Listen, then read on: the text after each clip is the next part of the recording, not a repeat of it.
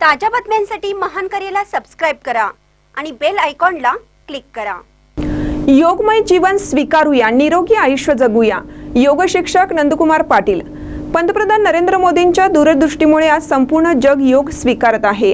भारतीय संस्कृतीचा हा अमूल्य वारसा जगभरात आरोग्य आणि शांतीचा मंत्र बनला आहे, असे उद्गार योग शिक्षक कोल्हापूरचे नंदकुमार पाटील यांनी योग दिनानिमित्त उत्तरेश्वर पेठ येथे केलं। आज भाजपातर्फे उत्तरेश्वर पेठमध्ये पंतप्रधान नरेंद्र मोदी यांनी केलेल्या आव्हानानुसार आंतरराष्ट्रीय योग दिन साजरा करण्यात आला। योग शिक्षक नंदकुमार पाटील यांनी योगाचं महत्त्व पटवून देत योग अभ्यास करून घेतला। योग संस्कृती जपणारे योग शिक्षक नंदकुमार पाटील यांचा मान्यवरांच्या हस्ते सत्कार करण्यात आला। यावेळी मंडल अध्यक्ष सुनील पाटील, भरत काळे, दिग्विजय कालेकर, विशाल शिराळे,